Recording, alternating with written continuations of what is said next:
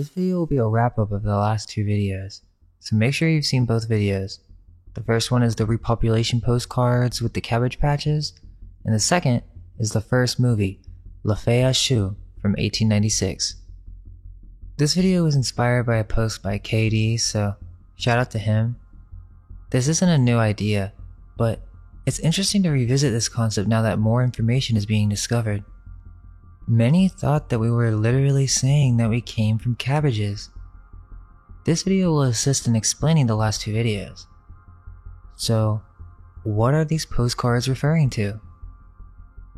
It would seem that the postcards are referring to some type of recent seeding process or cloning process, meaning the cabbages are but a symbol for rebirth, a symbol for the female genitalia, the similarity to the shape of a baby head, and the idea that humans were farmed in mass quantities, meaning that this is referring to some type of operation in which they were baby factories, babies being produced in vast quantities for some type of purpose. As many have mentioned, there is even a eugenics component to this, where specific phenotypes were selected depending on the goal at hand. With the Alice Guy films, we learned not only is the origin of movies shrouded in mystery, but that these first films were quite occult, using symbols to create a certain state of consciousness. This strange old film was used to promote the incubators at the Paris World Fair in 1896, so this operation must have some connection to the incubators. We have a reference that we'll go over later that's from this exact time period that discusses where they got these premature babies. Oh, and later we're going to discuss this movie that talks about all of this stuff. But I wanted to bring it up because it seems that the Cabbage Patch videos did so good that on Netflix, number 5 is Storks, and that movie is from 2016, so it's strange. Either people are watching it now and the AI has it up on the top list, or they recently added it, which is still interesting because there is some very blatant symbolism in that movie. I don't believe that timing is a coincidence. But before we get to that, are there any ancient references to any type of repopulation factories? We've made references to this before, but now is the perfect time to dive into the detail on the ancient symbol of Artemis, or Diana of Ephesus. Diana is the Latin name and Artemis Greek. She was essentially the great mother goddess of fertility. Artemis, in classical mythology, is associated with the virgin goddess of the hunt, forest, and animals. But strangely, Ephesus being located in Asia Minor saw a great deal of Oriental influence mixing with the Greek, creating an entirely new symbol. The Ephesians believed both Artemis and Apollo to have been born in a grove called Ortygia, which is also very close to the ancient Greek name for Ireland, Ogygia, the ancient land of forest, which would have been the birthplace of the first repopulation center after the flood of many ancient religious texts. So the Ephesians believed that their gods, the ones that they dedicated their entire lives to worshipping, were themselves born of an ancient grove, but not only that, they put an extra emphasis on the symbol of fertility, depicting their goddess with many breasts, or what looks like eggs, and her legs are held tightly together. In Strabo's geography, he states that, quote, on the same coast, slightly above the sea, is also Ortygia, which is a magnificent grove of all kinds of trees, of the cypress most of all. It is traversed by the Kentrius River, where Leto is said to have bathed herself after her travail. For here is the mythical scene of the birth, and of the nurse Ortygia, and of the holy place where the birth took place, and of the olive tree nearby, where the goddess is said first to have taken a rest after she was relieved from her travail. Above the grove lies Mount Solmisus, where it is said that Curetes stationed themselves and with the din of their arms frightened Hera out of her wits when she was jealously spying on Leto, and when they helped Leto to conceal from Hera the birth of her children. There are several temples in the place, some ancient and others built in later times, and in the ancient temples are many ancient wooden images. But in those of later times there are the works of Scopas, for example, Leto holding a scepter and Ortygia standing beside her with a child in each arm. A general festival is held there annually, and by a certain custom they use Svea for honor, particularly and the splendor of their banquets there. At that time also, a special college of the Curetes holds symposiums and performs certain mystic sacrifices." End quote. Her temple was in the ancient city of Ephesus, a great port city. This temple was one of the 7 wonders of the world and was described as the largest temple or building of antiquity. This ancient structure served as a place for cult worship, with mystical rituals involving sacrifice to this multi-breasted goddess of divine fertility. This temple was not only a religious center, but an economic center. It was an essential bank, as no one dared to steal from a holy place. It was supposedly the largest bank of its time. The temple was rebuilt multiple times throughout history. A variety of different versions were said to have been constructed, as it was destroyed by many different invaders, including Christians who tore it down to remove all pagan remains. These seeding operations were not limited to one location. Yet, many legends refer to this idea of the mother goddess and her children, for many of these histories have been disguised in the form of myth. In Plato's most prized work, Timaeus, he reveals the secret of cycles and resets of advanced civilizations, and that there have been more than one deluge. Quote, "In the first place, you remember a single deluge only, but there were many previous ones. In the next place, you do not know that there formerly dwelt in your land the fairest and noblest race of men which ever lived, and that you and your whole city are descended from a small seed or remnant of them which survived." End quote. Now, at first it may seem as just a literary device, but the term seed is used again in Timaeus. Quote, "Solon marveled at his words and earnestly requested the priest to inform him exactly in order about these former citizens. 'You are welcome to hear about them, Solon,' said the priest, 'both for your own sake and for that of your city, and above all, for the sake of the goddess who is the common patron and parent and educator of both our cities.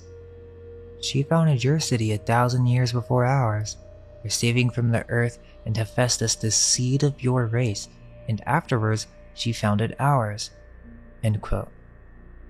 Later in Timaeus it gets very alchemical and begins describing the creation of man using the same terminology. Quote, "The bones and flesh and other similar parts of us were made as follows. The first principle of all of them was the generation of the marrow.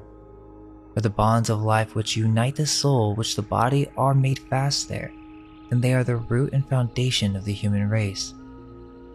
The marrow itself is created out of other materials. God took such of the primary triangles as were straight and smooth, and were adapted by perfection to produce fire and water, and air and earth. These, I say, he separated from their kinds, and mingling them in due proportions with one another, made the marrow out of them to be a universal seed of the whole race of mankind. And in this seed, he then planted and enclosed the souls, and in the original distribution, gave to the marrow as many and various forms as the different kinds of souls were hereafter to receive. That which, like a field, was to receive the divine seed, he made round every way and called that portion of the marrow brain, intending that when an animal was perfected, the vessel containing the substance should be the head. But that which was intended to contain the remaining immortal part of the soul he distributed into figures at once around and elongated, and he called them all by name, marrow, and to these, as to anchors fastening the bonds of the whole soul, he proceeded to fashion around them the entire framework of our body, constructing for the marrow, first of all, a complete covering of bone." End quote. Timaeus continues to describe in detail how the gods created us and uses a garden as a reference, which is very strange.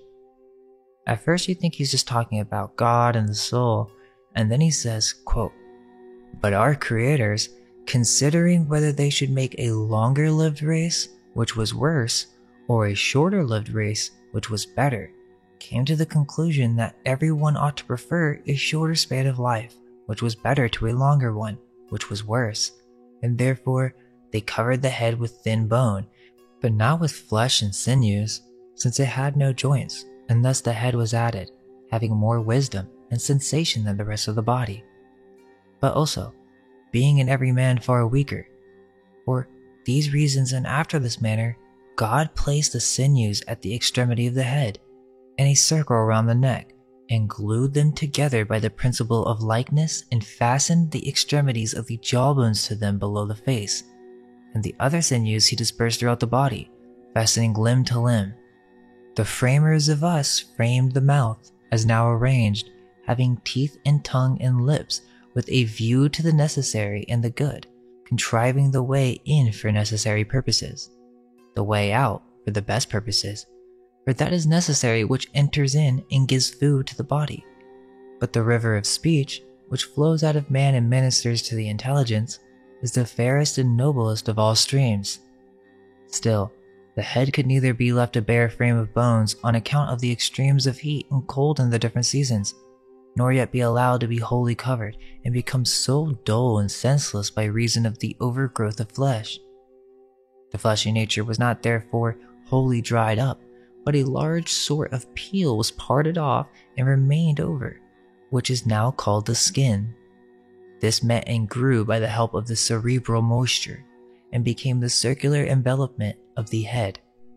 For our creators well knew that women and other animals would someday be framed out of men, and they further knew that many animals would require the use of nails for many purposes, wherefore they fashioned in men at their first creation the rudiments of nails. For this purpose and for these reasons they caused skin, hair, and nails to grow at the extremities of the limbs. And now that all the parts and members of the mortal animal had come together, since his life of necessity consisted of fire and breath, and it therefore wasted away by dissolution and depletion, the gods contrived the following remedy. They mingled a nature akin to that of a man with other forms and perceptions, and thus created another kind of animal. These are the trees and plants and seeds which have been improved by cultivation and are now domesticated among us. Anciently, there were only the will kinds, which are older than the cultivated. For everything that partakes of life may be truly called a living being, and the animal of which we are now speaking partakes of the third kind of soul, which is said to be seated between the midriff and the navel, having no part in opinion or reason or mind, but only in feelings of pleasure and pain and the desires which accompany them. For this nature is always in a passive state, revolving in and about itself, repelling the motion from without and using its own, and accordingly is not endowed by nature with the power of observing or reflecting on its own concerns. Wherefore, it lives does not differ from a living being, but it is fixed and rooted in the same spot, having no power of self-motion. Now after the superior powers had created all these natures to be food for us who are of the inferior nature, they cut various channels through the body as through a garden, that it may be watered as from a running stream." End quote. There's more to cover on that, but to keep things moving, he's basically describing how our creators took one of our original forms and transformed it to be more of a material nature attached to the primal senses, no power of self-will, to make them less like gods. A very strange process in which the flesh attaches itself to the bones. But it's more than just some spiritual metaphysical explanation of how bodies are formed, but it seems to be some type of manual, as there are decisions that need to be made. The creators had to choose how long these beings would live, and it seems that the original seed had much longer lifespans. In the end, he explains that the seed is a womb. Also, it is clear he's making a distinction between God, who created the soul, and the gods, who had manipulated the physical bodies. Okay, this one is the last paragraph to go through, and it's important because it's the ending to Timaeus. Quote, "Thus our original design of discoursing about the universe down to the creation of man is nearly complete. A brief mention may be made of the generation of other animals, so far as the subject admits of brevity. In this manner, our argument will best attain a due proportion. On the subject of animals, then the following remarks may be offered. Of the men who came into the world, Those who were cowards or led unrighteous lives may with reason be supposed to have changed into the nature of women in the second generation. Okay, wait, hold up. What is he talking about? Well, we will come back to this, but he's speaking of a great race of humans that were once androgynous. This is an ancient esoteric secret that is referenced by many Greek philosophers several times. So he is saying that these original humans turned into women due to their natures, meaning these androgynous beings did not reproduce, and it also seems that they did not eat or drink at all, the original gods. And he continues, quote, "And this was the reason why at the time the gods created us in the desire of sexual intercourse, contriving in man one animated substance and in the woman another, which they formed respectively in the following manner." So there you go. These gods, which remember, is not the same as God, but these gods gave us sexual intercourse by design to make us more like animals.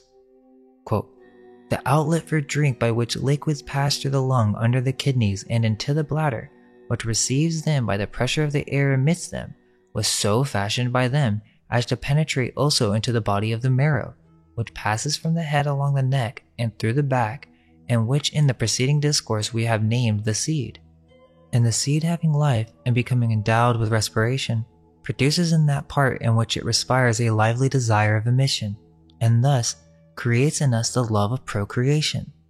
Wherefore, also in men the organ of generation becoming rebellious and masterful, like an animal disobedient to reason, and maddened with the sting of lust, seeks to gain absolute sway. And the same is the case with the so-called womb, or matrix of women.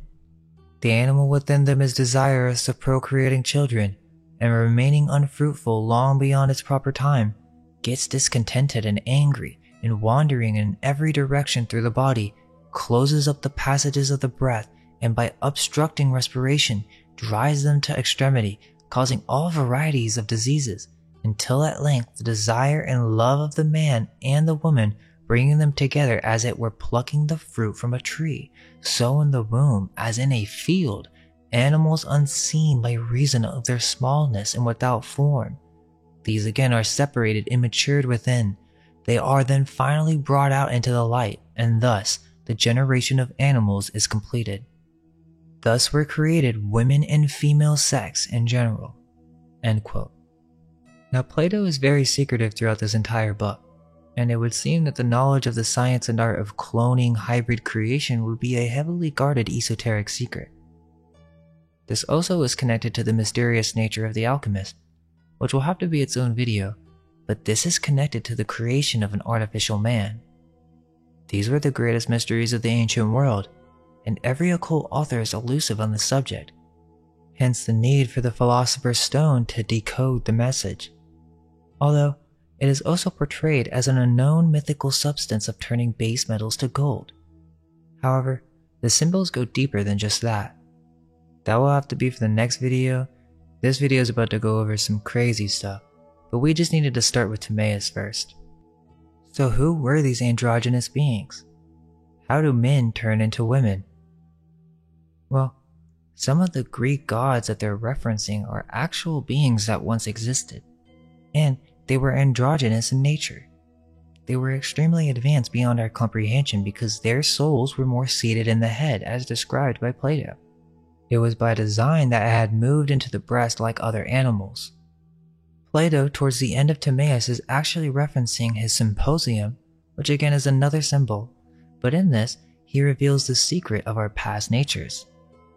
Now this connects because the temple of Artemis herself, is referred to as the multi-breasted goddess, Artemis being the wild woman of Greek mythology.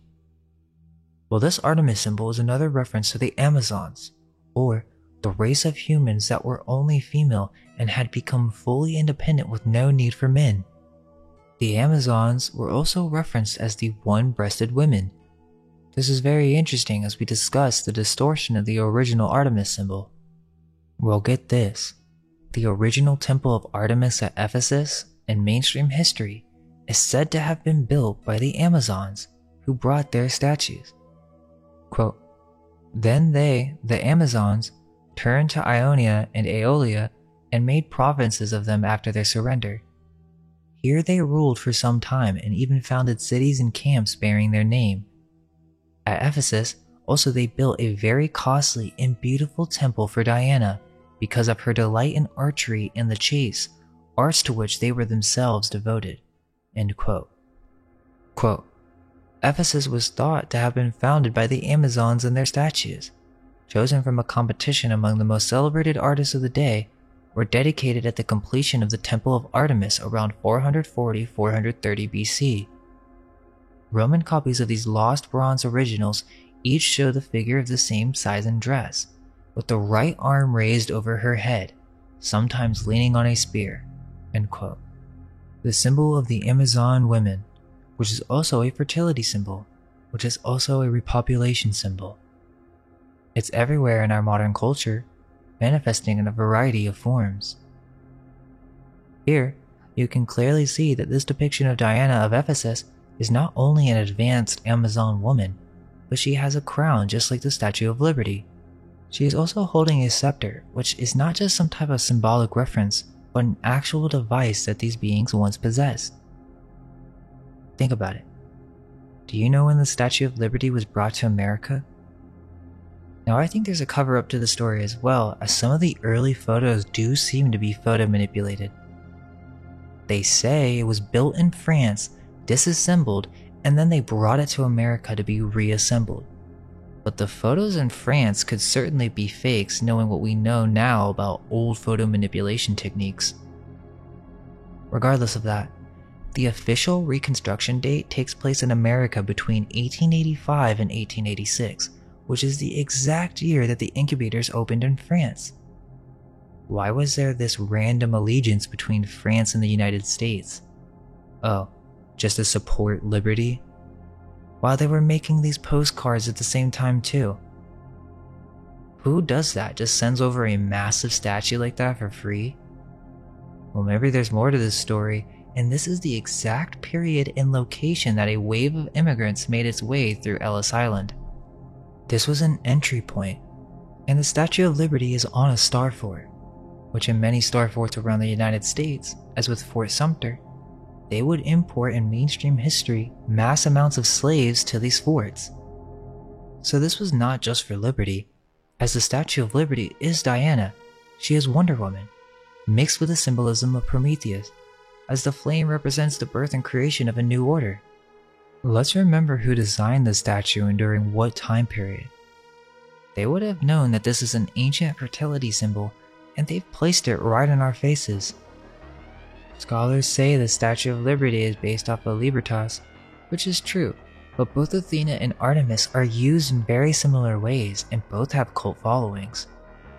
Libertas, which is based on the goddess of Athena, Minerva, also an androgynous goddess.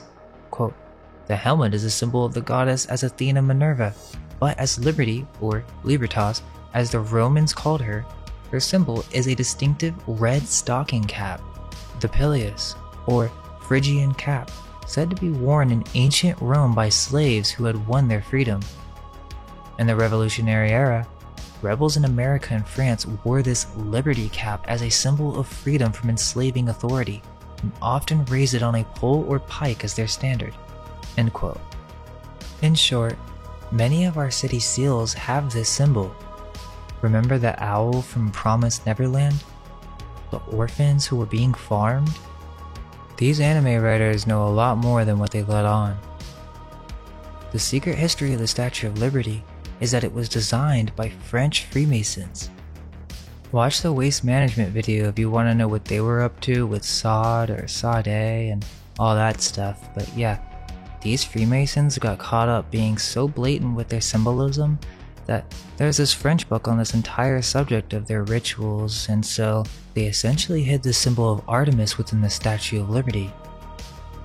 Either way you have it, the symbol has dark origins. Quote, "The Statue of Liberty represents the ancient Babylonian goddess of love and fertility, Ishtar. Ishtar is known as the mother of harlots because prostitution was part of her religious practices. She was worshipped as Astarte in the Middle East. Scriptures call her Ashtoreth, and she was known in Latin as Libertas, liberty. Libertas was referred to by Cicero, a Roman historian, as the mother of harlots. Liberty in ancient times was associated with sexual freedom and temple prostitution. Historian R.A. Combs writes, harlots were social outcasts, so she was referred to as the mother of exiles. This later equated with the idea of immigration becoming the mother of immigrants. Ishtar means Queen of Heaven. The same title was given to Mother Mary of Roman Catholicism. It's well known that this was actually a Freemasonic ritual. Just type in Freemasons and the Statue of Liberty. They aren't even trying to hide that. They're just not going to tell you the full story. So, this is a goddess of fertility, the goddess of immigrants, and also the goddess of orphans or foundlings? For this exact same symbol of Diana of Ephesus, the multi-breasted goddess, the receding symbol, is used for the seal of the foundlings. Why would the original foundling hospital use this as an image or logo or symbol to promote their organization? We have no question now.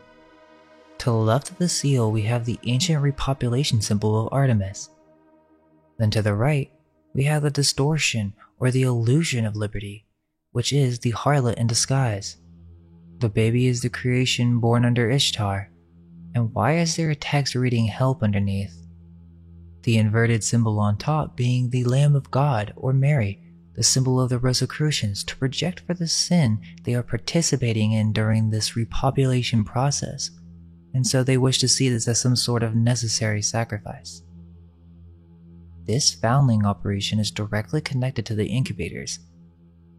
In the Canada Lancet, there is a report in 1883, 3 years before the incubators, that describes and details where they got all these premature babies, from the foundling hospitals. And it also uses some very interesting wording. Quote, baby incubators. There were giants in the earth in those days, and there shall be giants in the earth in these days, to be seen not in sideshows merely, but on every hand, that is. If a report which comes from France be true, and it is well vouched for, and if giant babies are the making of giants and giantesses, all will admit the importance of a good send-off. It is just as essential in raising men and women as it is in raising any kind of stock. Blood and scientific management are no less potent in one case than the other. Indeed, it would be a great blessing to mankind were some of the ideas acted upon by the raisers of good stock imported into the more important business of raising a superior race of men and women. The working out of the law of the survival of the fittest would receive fresh impulse. Much sickness, pain, and sorrow would be averted, and the sum total of man's happiness would be immeasurably increased. But no such luck is in store for the human race. The weak and the sickly, no less than the strong and healthy, will continue to produce after their kind. Man's twofold nature is an insuperable barrier to the enactment of civil laws, restricting to any considerable extent the natural law of reproduction. Economic and social considerations will always outweigh considerations having regard to the welfare of the prospective offspring. All that science or government can do in the matter is to educate the masses into a more perfect knowledge of physical laws. But to return to the subject, Dr. Tarnier, a French physician attached to a foundling hospital, reports surprising results from certain recent experiments. This gentleman is said to have been grieved by the large number of children under his care who perished within the first 6 months of their life. While in this mood, a new idea occurred to him. If French chickens, he asked himself, can be raised by artificial means, why not French babies? He caused a box to be made, having glass slides and resembling an ordinary chicken incubator. It was furnished with a soft bed, placed in a dark room and kept in a temperature of 85 degrees Fahrenheit by means of hot water. In this baby incubator he placed one of the infants, a miserable specimen of the crying, colicky kind. The child was provided with a nursing bottle, and of course only fed at regular intervals. The child ceased its crying on the second day. Much to the doctor's surprise, and never again cried for the space of the 8 weeks it tenanted the incubator. At the end of this period, it had the appearance of a healthy child, a year old. Encouraged by this success, Dr. Tarnier repeated the experiment with the like results. He then, with the permission of the hospital authorities, proceeded to construct an incubator capable of receiving 400 children, and in this he placed all the children in the hospital, 360 in number. All except 2 remained in the incubator 6 months, when they had to be removed, having outgrown their narrow beds, were it not that the facts are vouched for by a commission of 12 who made a report to the government that the results claimed might be deemed incredible. The average age of the infants when put in the incubator was 8 months and 3 days, the youngest being 12 hours and the eldest 11 months. The average weight of the 360 was 10 pounds. At the end of the 6 months, the average weight was 85 pounds, and all are said to have looked like children 8 years old. As much was accomplished in 6 months by the incubator as accomplished in 8 years of ordinary life. The infants were not only large, but also strong and healthy, and most of them walked within a week of leaving their nest. The results were astonishing and exceeded Dr. Tarnier's most sanguine expectations. It is now expected that every child's hospital will go into the incubation business, so that we shall probably witness a lively competition in the business of raising giants. If this children incubator is a good thing in foundling hospitals, and for hospital babies generally, it ought also to be a good thing in all homes blessed with babies. Doubtless we shall soon witness a new industry started under the fostering care of the national policy, and presently baby incubator agents will be as numerous as sewing machine agents. It would be easy to enlarge on the practical value and suggestiveness of Dr. Tarnier's experiments. First, it is clear the babies were not rocked, yet they enjoyed perpetual repose. This teaches us that all the fuss and worry of mothers and nurses, so wearing to the constitution, is not only wholly unnecessary, but an absolute evil in all its bearings. Instead of being placed in a condition favorable to absolute quiet, our babies are made a sort of family toy to be tossed from one to another as means of sport.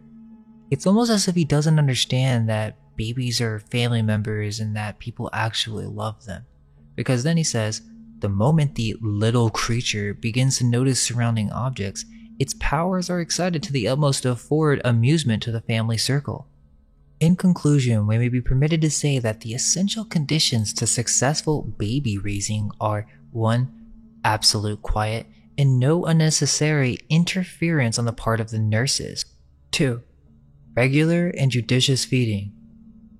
3. Uniformity of temperature above that suited to adults. This condition is difficult of attainment in ordinary life, but much may be accomplished by the knowledge that infants require a higher temperature. Even modified observance of the foregoing conditions would take away much of the worry caused by crying and sleepless babies, and would add greatly to the quiet, health, and growth of our children. It's all very strange, because it seems that they're treating babies as if it was a new thing. And he even compares French babies being grown by artificial means in comparison to French chickens. And this is the literal origin of the baby incubator, being that it was just an ordinary chicken incubator. On top of that, they said that they built these incubators on the side of the foundling hospitals, so they were connected. Why did the foundling hospital have all these premature babies? Did they find them? That doesn't make that much sense. Sure, you can say that the Catholic Church was taking babies, but even then, that's very suspicious. Why were they under 6 months old? Is it possible that they found a way to create babies, but it took them a while to figure out how to keep these prematures alive once rediscovering some type of ancient cloning process? The idea is that these foundlings were abandoned, that because they were unmarried, they had to give them away to these infant asylums. This is deeply integrated into the history of New York, but the history is not well known. Quote, Europe faced the problem of foundlings much sooner than the United States did. When America's British settlers stepped off their boats in the early 17th century, Europe already had cities large enough to create the social conditions that produced significant numbers of foundlings, as well as the religious and governmental structures with which to help them. By then, Europe already had foundling asylums that were several centuries old. By the 18th century, when the United States was just starting and its cities were still small, infant abandonment was a mass phenomena in places like London and Paris. It took until the 19th century for New York to overtake London as a center of Dickensian urban ills, including the presence of large numbers of foundlings. In the Catholic countries of Europe, and also in Russia, with variations depending upon time and place, local and national governments, often together with religious bodies, assumed full responsibility for foundlings. Accidentally conceived infants were anonymously absorbed into large urban foundling asylums. These asylums were at the center of great networks of wet nurses, transporters of babies, physicians, religious officials, and bureaucrats. This was the so-called Catholic system. Its goal was to preserve the honor of unmarried women and families by making babies born outside of marriage disappear." End quote. Now that is the mainstream narrative, that this was some type of problem. But the truth of the matter is, these were Protestants. They didn't even care or prosecute people for having sex because they had brothels everywhere. So the question is, did they really just find these babies? Why the use of Lady Liberty and Artemis of Ephesus? Was it a problem that was created on purpose? Some type of operation? And what's with the references to giant babies in that one report from the Canada Lancet? It does seem that size comes to play here, as not only do many legends speak of ancient cities being created by an advanced race of giants, but the Greek gods and goddesses themselves seem to be referring to these ancient beings. The Amazons are described in many different ways by Greek authors, which is interesting, because they are said to be a warlike race that would kill all the baby boys who were bound by their earth instincts, and their father goddess being Ares, the god of war. But why would the Amazons worship a man god? They were moon worshippers, so it's more likely they were the original creators of the Diana of Ephesus symbol, their goddess being a fertility symbol, as although they did not allow men into their tribes, they were described as being bound to sexual desires. I don't think that is the case, but it is a mistranslation, that they were attempting to repopulate with a new type of human. This is the origin of Eros, or Cupid, in which a hybrid human was created that had formed two polarities, male and female.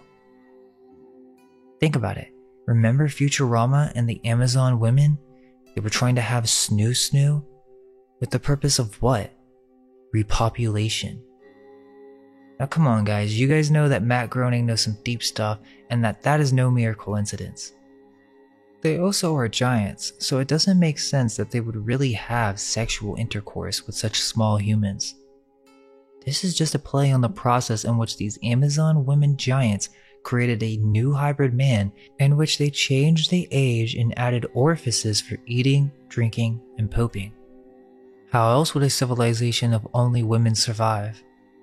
They would need some type of repopulation program, whether it used technology or not, and this is never really fully investigated by historians. We know of ancient farming and breeding facilities in regards to agriculture or meats, but what about human farming? Was that ever thought about by the ancients? If there was some cataclysm and a nation had lost almost all of its people, was it ever thought that, hey, we need to find a way to repopulate this place? I mean, I feel like that's going to be one of the first things you're going to think about when starting a civilization. It's pretty basic, but to what degree? And was there technology used in the process? If so, was it possible to actually design, in the case of eugenics, specific traits to be desired in the final outcome? All of these things are left to the vault of esoteric history. However, with the right questions, we can begin to look at these subjects with new eyes. This isn't restricted to just whites, as in the story of Calafia. These Montalvo novels, which are actually from an earlier unknown 14th century writer during the Islamic rule of Spain, they travel to America, and in California used to exist a race of giant black warrior women who also were very fond of griffins. It seems throughout history, remnants of multiple tribes of godlike women races have existed and were called to be used in some war. As for Calafia, it was the Muslims versus the Christians in Constantinople. The Amazons are also deeply connected with the Scythians, as it is said at some point the two intermarried and created a new race of Scythians called Sauromateans.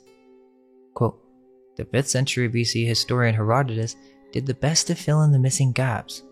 The father of history, as he is known, located the Amazonian capital at Themyscira, a fortified city on the banks of the Thermodon River near the coast of the Black Sea in what is now northern Turkey. The women divided their time between pillaging expeditions as far afield as Persia and closer to home, founding such famous towns as Smyrna, Ephesus, Sinope, and Paphos. Procreation was confined to an annual event with a neighboring tribe. End quote. There were many tribes of warrior women, but I think that is just the surface level of the symbol.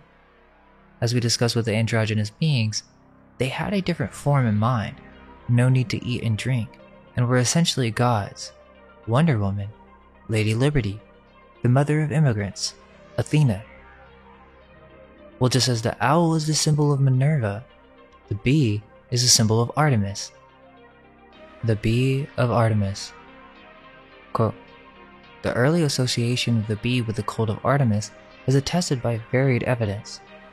It appears not only upon the strange polymastoid statue of the Ephesian goddess, but upon the earliest coins of her city. As the owl was the emblem of Athena at Athens, so the bee seems to have been the emblem of Artemis at Ephesus.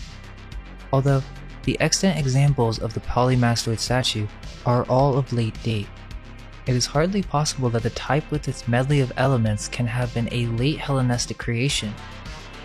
So important was the bee in the cult of Artemis that her priestesses received the name of Melissa, or bee.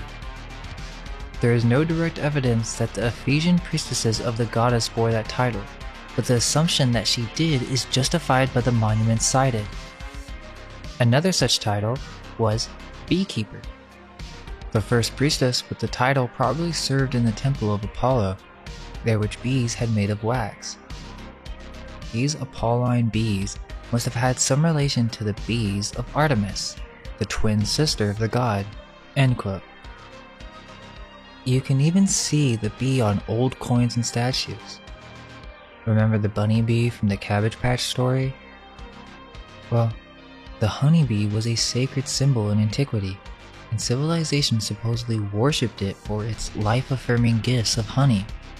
But the bee and queen bees are associated with several goddesses, and there's never really a good reason why this would be the case. Is it possible that the queen bee is the source mother in which the entire colony is created? Our population, and the beehives are the factories in which they are produced. This symbolism is prevalent throughout our entire culture, but the queen bees select worker bees and soldier bees, or has the ability of birthing different offspring to complete different tasks as in a monarchy. Each bee has a specific task to support the queen and the entire hive mind. So, are queen bees ancient goddesses? Quote, the opinion of Ramsay that the image of Artemis is not human at all, but related to bees, is quite reasonable. He says that Artemis is the queen bee. Her image makes this plain, and that the breasts are in fact ova. The bee features strongly on very many Ephesian coins and on Artemis images. It has been suggested that the very name of the city is from the Lydian language and means place of many bees. End quote. We refer to the sculpture as the multi-breasted Diana, as this is one interpretation by mainstream historians. However, as you look deeper, they are not breasts, but they are actually eggs or ovum, making it even more clear that this has to do with some type of mass repopulation process. Located in Rome is a fountain the Fontana de Triton, which is a 17th century fountain located in the Piazza Berberini, which is a life-size Triton sea god depicted as a Phoenician mermaid kneeling on the stem of 4 dolphin tail fins. On this fountain is a coat of arms for the Barberini family, which shows their ties to bees. This symbolism is never fully explained and also merges with golden horseflies. Yet, the final symbol is the bee, which was used as an important symbol by the Barberini family, and so they would adorn their creations with the symbol. It's well known that this symbol is very important to them, but why? They were the head of the Catholic Church in the early 1600s, so perhaps they knew exactly what the symbol was referring to and how it was the symbol for Artemis. Also, Alma Mater and Magna Mater are another manifestation of breeding programs. It is Latin for nourishing mother, an allegorical Latin phrase for a university school or college that one formerly attended. And in the US, it means one that you graduated.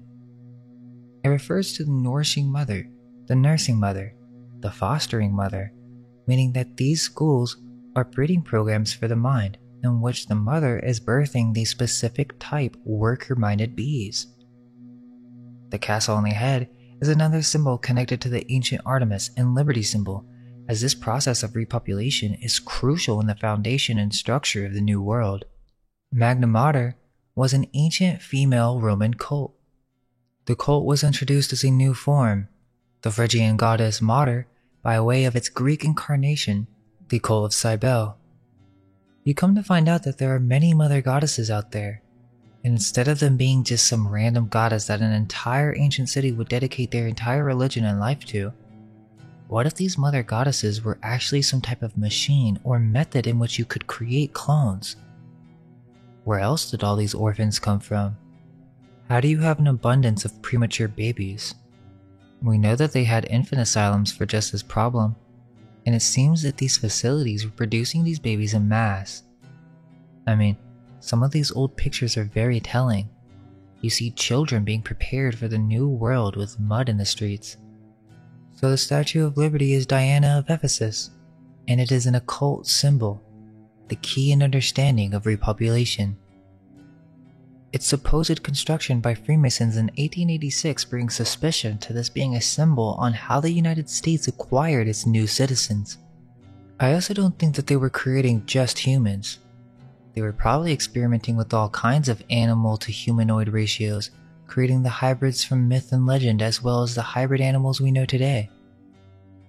The Temple of Artemis is just one example, but now that we know the symbol is connected to many other goddesses, this most likely was all over the world.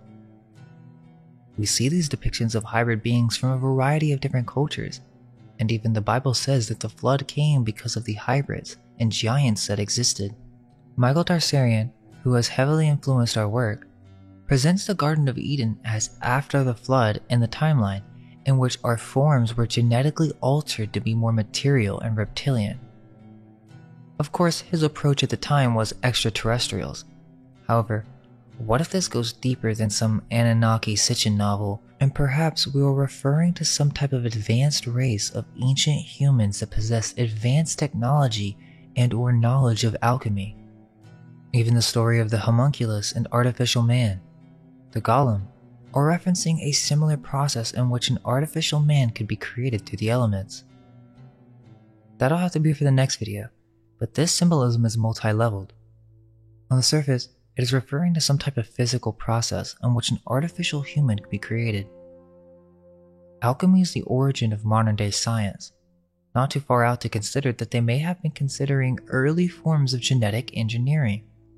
The deeper meaning, and also the key to the Philosopher's Stone, is that this act of turning to gold is a reference for the higher self merging with the lower self, a creation of a spiritual body of light that can be controlled and manipulated.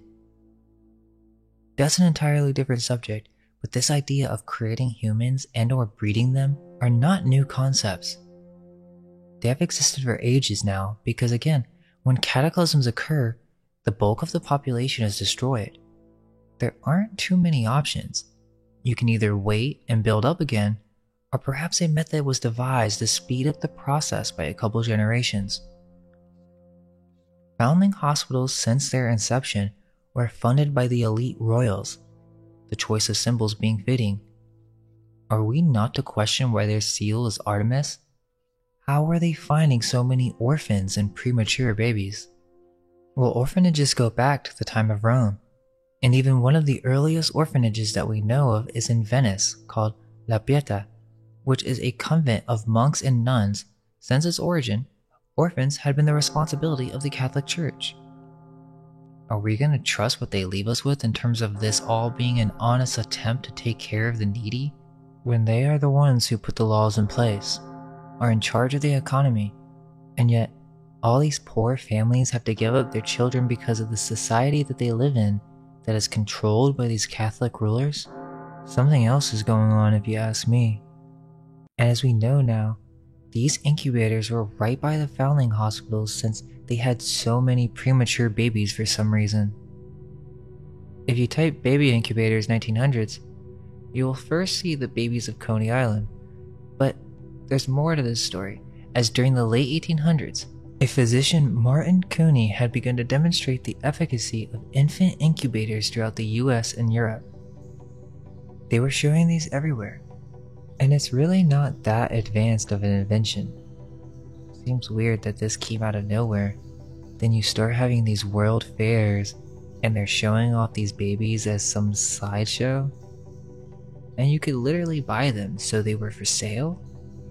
If they did this today, there would be all sorts of protest. But now, we know that these premature babies were orphans or foundlings of some kind. They had incubators in Buffalo, New York, at the Trans-Mississippi and International Exhibition in Omaha, Nebraska, Chicago, Jacksonville, Florida, and many more. These baby incubators were connected with the World Fair in Paris, where Martin Coney also had an exhibit. Meaning, those postcards may have been developed in France, but the movies and images were not to promote one single event. This was a worldwide event occurring during this time, and that was the reason they were funded to make the movies and postcards. People from around the world were to be advertised these baby incubators. Some suggest that this may have been a factory in the sense of multiple women giving birth, but that also comes with many problems, and they actually still have these today. So that's not too crazy at all, but it's very unhygienic and would cause issues in consistency. For more accuracy, cleanliness, you would need control over the environment. It would seem that multiple countries are involved in this in the modern day, and even if that is the explanation, it's still horrifying and strange that this isn't really well known. All they leave us with are occult symbols to decode.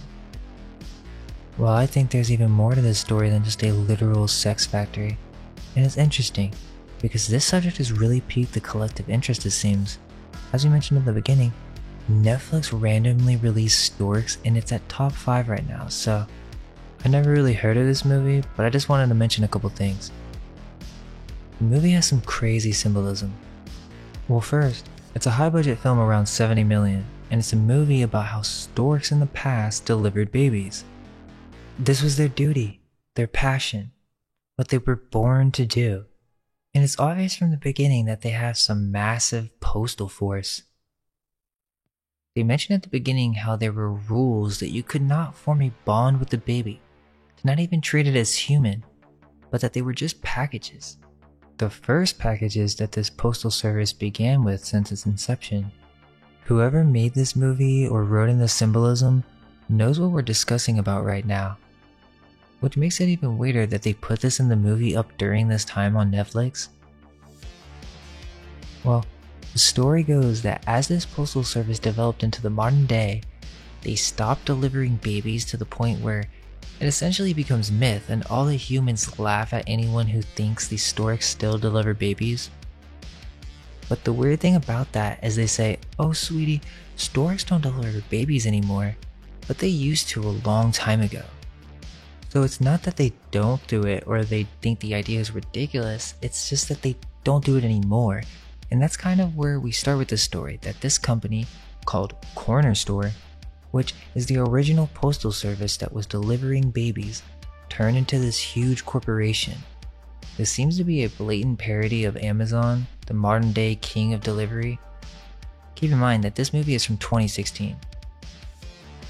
The main character is a weird comedic stork that wants to be boss desperately.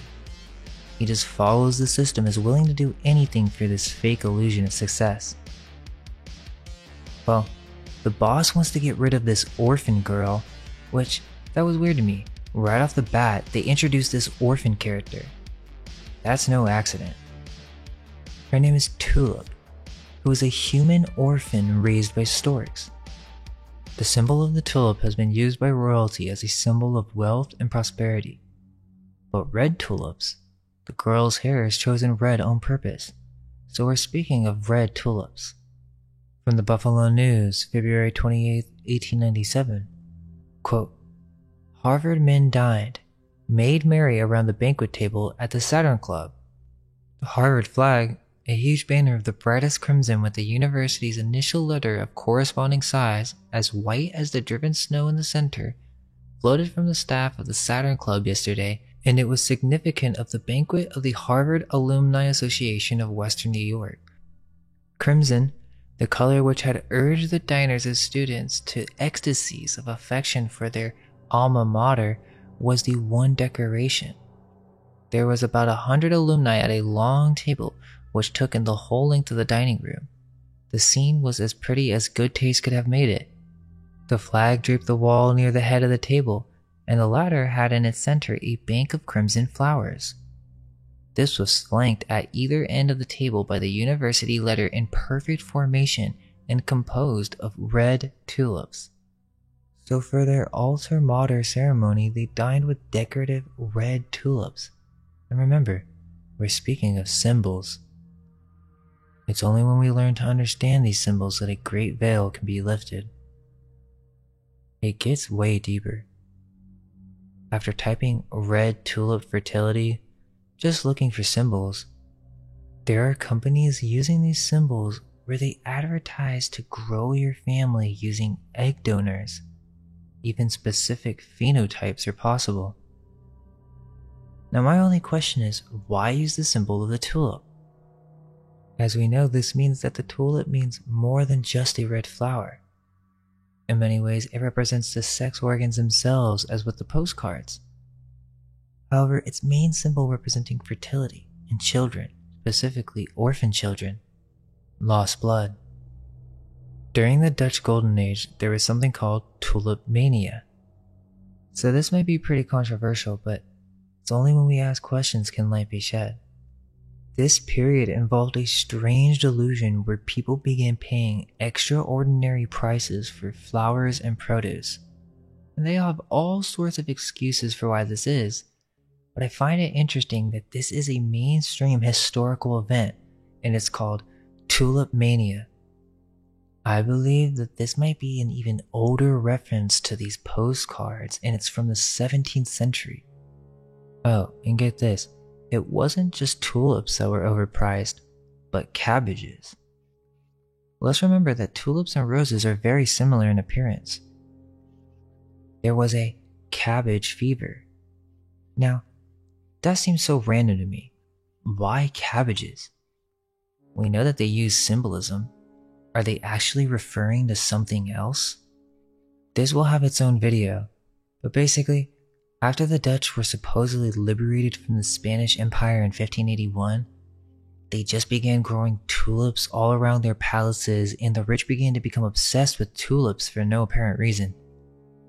Well, this caused some type of economic bubble, or really some strange early created inflation. But what if it's not that these items became overpriced? It's that there are actually references to a different product. Could it be code? Quote, it is agreed that mania is a psychopathological disorder. Therefore, whoever speaks of tulip mania means the people who buy fleshy tulip bulbs have acted madly and irrationally. End quote. So they literally call these people insane for spending so much on tulips, cabbages, and carrots, which I think there's a big joke at play here. Not only is this the origin of our money, but look at how they promoted this stuff. It's just like the postcards. Satirical cartoons. But these are even worse. Many of these satirical prints contain cabbages, showing the intimate relationship between tulips and cabbages. In one, Aesop pointed out a group of monkeys, the symbol for foolishness, eating cabbage while wolves chased innocent sheep. The title page on one play showed a satyr or Pan drawing back a curtain on a scene crowned with a banner that read, "Dit Wereld vol Kool," the world full of cabbage. Beneath the banner is a crowd clamoring for pieces of paper in which were written the names of types of cabbages, including worthless cabbage, cowardly cabbage, and crazy cabbage. Another play referred to, quote, the company of cabbage. Many of these plays made references to carrot shares and cabbage selling. It's obvious that these vegetables were symbols for something else. Carrots, cabbages, and tulips can be seen in many of these early cartoons. In one, they're selling these tulips in a fool's cap. All of these early cartoons, which are the inspiration for later postcards, are complete with the symbolism of dark folly, or the fool's cap, or a Phrygian hat. These tulips would be sold for over £1,000 when one found them to be snow white and beautifully striped. Let's take a look at one cartoon that is clearly Freemasonic symbolism. It's called Ariel Quinn Actionist, a cartoon from De Groot Tefereel der Dwarschild 1720, and this is in the British Library. You have two harlequins, or jokers, or mimes, that are on a stage opening a veil. At the top, you can see they're selling cabbages and carrots. But what's behind the veil? We see at the top that there is an owl, representing the cult of Minerva, and we see the Freemasonic compass, or corner right angle. Now this isn't no ordinary depiction, and I love how they label this as just a satirical cartoon. I mean, what kind of sick people make stuff like this? Why are they inserting all sorts of things inside of their butts? And it gets worse. So this cartoon is a part of a series, and these really are the only images or depictions we have of this 720 crash. Which again, you really think they were just selling cabbages? Look at the symbols. Look at what they left us with. We will break this down in another video, but real quick and then we'll get back to the Storks movie. Look at some of these images. There's no doubt that they were created by elites. Look at all the heraldry and royal symbols. But furthermore, there's mockery at play. There are too many images to go over right now, but there is one where they're introducing the book and you can see Lady Liberty, along with what seems to be a beehive with a baby angel holding a shield with 2 keys. The lady with the pillar is also holding a top hat, while the face of a person is being swapped, identity swapped. And then we see Medusa, or a lady with a snake that is dying. And under her left arm is the bottom of a barrel, or the hive in which people, or babies, are coming out and they're throwing cabbages.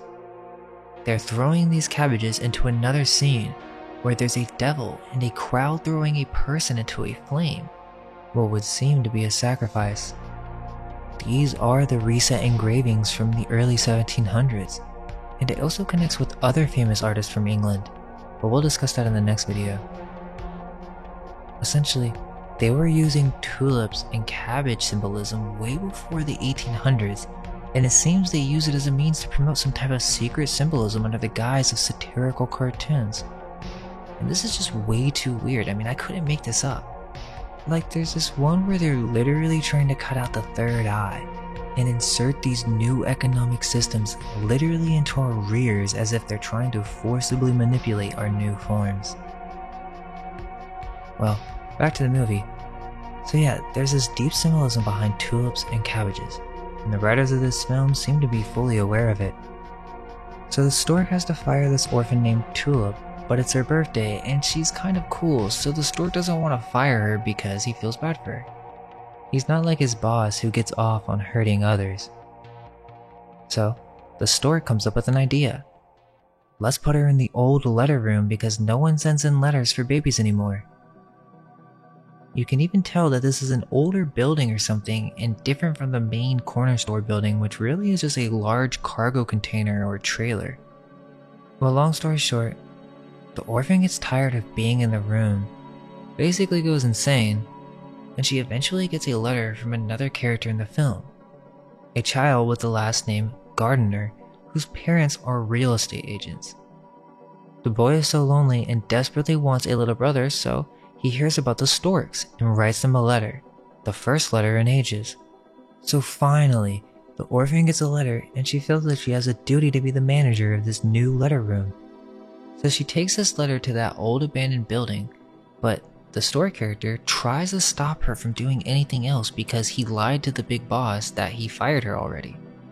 Basically, by accident, the stork and orphan were fighting over the letter and it enters his machine. This triggers the machine to start working and it's revealed that the entire room is part of a literal baby factory. It's capable of producing billions of babies. And towards the end of the film, it's shown that this is actually an ancient castle separated from the corner store. Think about it. Corner store, Freemasons.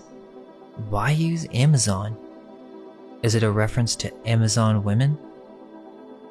Well, the cornerstone in Freemasonry is the basis upon which anything is founded. Hence, orphans, tulips, and foundlings. There's also a part where they lose the baby to some wolves, which made me think of the old stories of children being raised by wolves, famous from Roman mythology. The stork boss even tried to cover up this information in the movie. They didn't want people to know that they were producing babies again, because then their stocks would plummet. So essentially, a castle with an ancient advanced AI baby factory machine, kind of like Noah's Ark, was being used by the state, and these storks were the postal workers designed to deliver them, but then over time, corporate evolution made this machine irrelevant, and so they no longer needed the storks. Also, they never really mention whether this world has sexual intercourse or not. They never have the birds and the bees conversation. I mean, why do we even call it that? In the Netflix movie I Am Mother, it's literally about a repopulation center full of clones for the purpose of rebuilding civilization after a major disaster. The primary crop grown in the surrounding land is corn, another fertility symbol, and a plant whose kernels resemble honeycombs. This also kind of connects with Children of the Corn, a society of children ruled by a demon. Where we have an intimate relationship with storks, and it's way older than the Cabbage Patch Kids or the 1900s repopulation postcards. We have more to say on that as well. But for now, let's finish off with baby farming. Now there's only so much that I can say, and you'll have to do your own research here. But during the Victorian age, there was this phrase of baby farming, in which you had these women who owned these orphan homes, where the story goes that these women could no longer support the babies, so they literally would kill infants. It's a horrifying story, and there are many books on this subject. It's also happened in many places all throughout the world.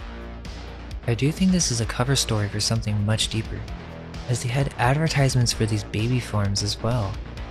They're from the 1860s, and so they're much more difficult to find. One article is literally called Wolves in Women's Clothing. So, if this was the state of childcare during the 19th century, then why do we trust anything from the mainstream source? It's our job to begin asking questions on how this all started and when it began. Even Vedic literature has references to hybrid beings and genetic manipulation. They had a similar science to alchemy with an understanding of different elements needed to create material flesh. There's this great channel that talks about these things where in ancient Vedic temples you can see that they had an understanding of some early form of DNA manipulation, even understanding what a sperm and egg looks like from a microscope. There was also this other temple that showed carvings on how they were experimenting with different hybrid creatures, which would also explain why we see so many strange beings in medieval depictions. Were these once real creatures? We get these depictions from some of the most famous philosophers and ancient historians. They believe them to be true as with monstrous races of early Christian writings. In order to conclude, this history of test tube babies is also an obscure topic. But here you go. First you get a bunch of women, you give them fertility drugs, so they're extremely fertile. Then this simulates the development of extra eggs. Matured eggs are removed from the ovaries, and this is done with an ultrasound guided needle. Once these eggs are retrieved, they literally just put a sperm and egg in a petri dish. And you'll get some that fertilize, which is called an embryo. This embryo can continue to develop in the lab, and they have controlled conditions for this. Now in the modern day, they say that the term test tube baby is just a term to smear by the media, but this term is much older. Nowadays, once the embryo gets to a certain stage, they transfer it into a uterus or surrogate female. This process would have been attempted at some point in the past. There are other ways that the eggs could have been extracted. The earliest reference of test tube babies is a newspaper article from the American Guardian, January 4th, 1929. Chemists will be the only daddies someday, is prediction. And again, I think this is mockery, but let's read what they have to tell us. Bosses will order employees by certain plans and specifications, Britain believes. Test tube babies would be much like nature's own. This is a theory advanced by H.T. Rhodes, General Secretary of the British Association of Scientists. He believes that there will be little difference between the man born of woman and the man compounded in the test tube. We're just on the threshold of the discoveries chemists are making, Rhodes said. We have almost finished with analysis. We are passing on to synthesis, the building up and making of new and valuable products out of the meaner ones. The speculation is therefore almost forced upon us that in time we will be able to create living material. Professor Loeb years ago in an American university announced that he had succeeded in artificially fertilizing the eggs of the sea urchin. That was an enormous step forward. We know that man, the most highly complicated of all living things, after all, only a collection of cells. We know that protoplasm, that wonderful substance which is the very basis of what we call living things, is made up of carbon, oxygen, hydrogen, and nitrogen. We know the way the atoms were arranged. Someday, in a laboratory, some chemists may accomplish the union of these atoms in the same way. We will then have created protoplasm, thus causing life to manifest itself. Perhaps it will not end there. Something like man. Having produced protoplasm in a chemical laboratory, perhaps man will discover some process now unknown to us by which we can incubate and nurse, as it were, this substance so as to produce even more complicated forms of life. Finally, we may produce a living, moving being something like ourselves. This may sound like a wild dream, but if you look back over the history of the last years and see what science has done, you may not be so skeptical. Ancient men of science simply collected facts. Modern men of science take these facts, theorize about the phenomena, prove their theories, and apply them to new inventions. The dreams of ancients are made to come true by the moderns. Centuries ago, men dreamed of flying, the wireless telegraph and telephone, the movies and the talkie. All the things that we consider commonplace would have seemed like black magic to the ancients. What we today dream of may happen in biochemical laboratories, maybe in 500 or 1,000 years be accomplished fact. Now of course they aren't going to tell you that they had already discovered this. That's why this is propaganda. They're programming you to believe in science fiction as if this is some faraway distant future. When the reality is, they were experimenting with this in the 1700s. It just had a different name. The article even continues and explains what the society in the future would do with these synthetic humans. Which, think about it, why are they even thinking about this stuff? Just seems weird that they would even promote it. Quote, to do dirty work. Suppose then it were possible in 1,000 years from now for a chemist to produce synthetic living things. They could be set to do a workday labor of the world, thus setting free those human beings naturally begotten to undertake further conquest of knowledge. So right there, that's a Freemason reference. They continue, would the laboratory created beings be men like ourselves? Who knows? Probably not. But they would be something approaching us in structure. It is improbable that they would be able to think like us. When you talk about thinking, you get into the metaphysical. The physicians differ among themselves as to what thinking and whether we really think at all. I'm not sure what that's all about, but this is the earliest reference that I could find to test tube babies, and it's obvious that this is not a new subject. Well, there is an old alchemy reference, and shout out to Fire Cannot Kill a Dragon. She has some of the best old photos, so go follow her on IG. But on her page from like a year ago, after she made a post on Artemis the Queen Bee, and then came out with this post on the Cabinet of Curiosities by Levinus Vincent. Is this an early depiction of a cloning center? Let's keep in mind that Levinus Vincent was one of the most well-known Dutch designers and wealthy merchants during the Dutch Republic and during the 1720 financial bubble or tulip mania. Well, he was a part of the Royal Society, and he has a book called The Cabinets of Curiosities. The wiki just says they are these small animals, but also artificialia, which seems to be some artificial creations of some kind. Yet, there are no references to genetic manipulation or even contributions to science really. So what is this place? Well, that's what makes it so bizarre. It's some strange collection. But even further, whoever made this knows their symbolism. So this book, Wonder Toneel der Nature, is filled with secret occult symbols. We can see them more clearly now. Also, if you're Dutch, please contact us as we're looking for translators. But in this text, he speaks of many different curious things. Snakes and dragons. A sea hydras over 200 feet long. And the creation of the Hydra, which he says is an actual invented and embellished animal.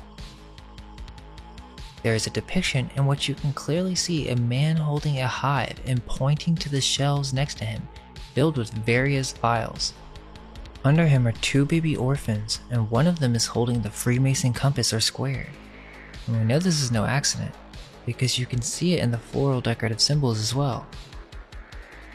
This beehive is purposefully chosen as we can also see the multi-breasted Diana of Ephesus, or Lady Liberty, with a tower or castle on her head, representing that this is some type of factory for repopulation of the New World. We also see human-like creatures in some of these tubes. Is this an early example of test tube babies? Not only that, they were experimenting with multiple animals to create hybrids. Again, this is going to go deeper into the subject matter, but in order to do so, we have to dive into occult symbolism. We'll leave that for another video. Hope you guys enjoyed that, and let us know if you have any research to share. Let's keep asking questions, and all we can hope is that our minds may be unveiled. Let go of everything you think to be true. Relax the mind and ask the question, do I truly understand what this reality is?